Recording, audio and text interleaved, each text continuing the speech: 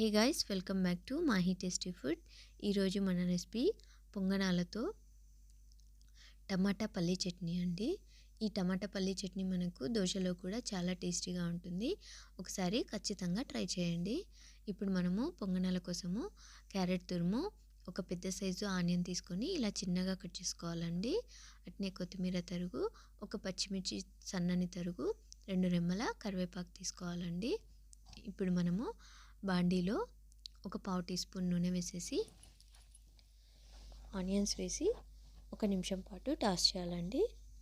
ఇవి కాస్త వేగగానే పచ్చిమిర్చి తరుగు వేసేసి ఒకసారి బాగా కలిపేసి కొద్దిగా వేగాక ఒక హాఫ్ టీ స్పూన్ పసుపు వేసి కరివేపాకును సన్నగా కట్ చేసి వేసుకోవాలండి. అట్నే క్యారెట్ తురుము, కొత్తిమీర తరుగు వేసేసి ఒకసారి అంతా బాగా కలిపేసి స్టవ్ ఆఫ్ చేసి దీన్ని చల్లారనివ్వాలి. ఇప్పుడు వేరొక బౌల్లో మనము దోశపిండిని తీసుకోవాలండి. ఈ దోశపిండిలో రుచికి సరిపడా ఉప్పు,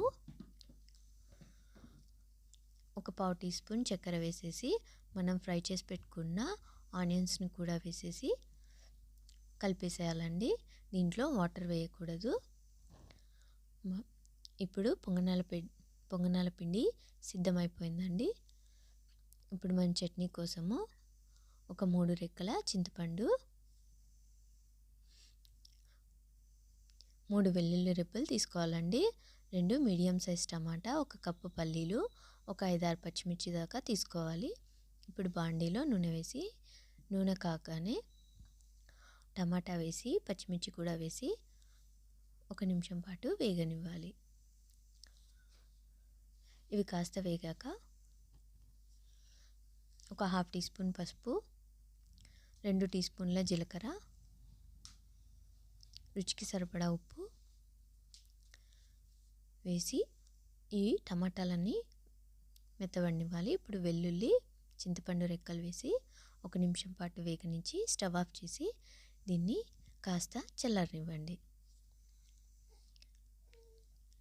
ఇప్పుడు మనం మిక్సీ జార్లో పల్లీలు వేసేసి ఒకసారి గ్రైండ్ చేసుకోవాలండి. దీంట్లో మనం వేయించి పెట్టుకున్న టమాటాలను వేసేసి వాటర్తో ఫైన్ పేస్ట్ చేసుకోండి.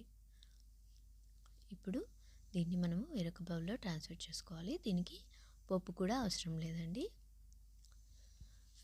ఇప్పుడు పొంగనాల పెన్నం వేడెక్కగానే కొద్దిగా ఆయిల్ వేసేసి ఇలా కొద్దిగా పిండిని పొంగనాలలో దాంట్లో వేసేయాలండి. పొంగన గుంతల్లో వేసేయాలి. నేను దోశపిండి బ్యాటర్ని లాస్ట్ వీడియోస్లో చేశానండి. ఆ లింక్ని మీకు డిస్క్రిప్షన్లో ఇస్తాను, కావాలంటే ఒకసారి చెక్ చేసుకోండి. మూత పెట్టేసి ఒక 5 నిమిషాలు మగ్గనిచ్చాక రెండో వైపు తిప్పుకోవాలండి. ఇలా పొంగనాలను 2 వైపులా బాగా ఎర్రగా కాల్చుకోవాలి. మనము మూత పెట్టి పొంగనాలను మగ్గనివ్వడం వల్ల పొంగనాలు పైన క్రిస్పీగా, లోపల చాలా మెత్తగా స్మూత్గా వస్తాయండి. చాలా టేస్టీగా ఉంటాయి. సో ఖచ్చితంగా ఒకసారి ట్రై చేసి చూడండి.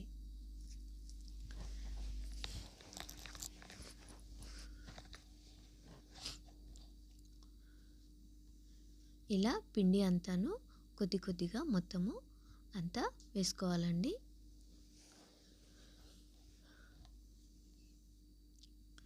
ఈ పొంగనాలు పిల్లలు కూడా చాలా ఇష్టంగా తింటారండి. సో మనకి ఈవినింగ్ స్నాక్కి, మార్నింగ్ బ్రేక్ఫాస్ట్కి చాలా బాగుంటుంది.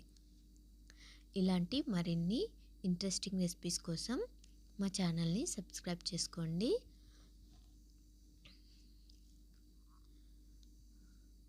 ప్లీజ్ కామెంట్ చేసి చెప్పండి రెసిపీ ఎలా ఉందో. Please like and share. Thanks for watching.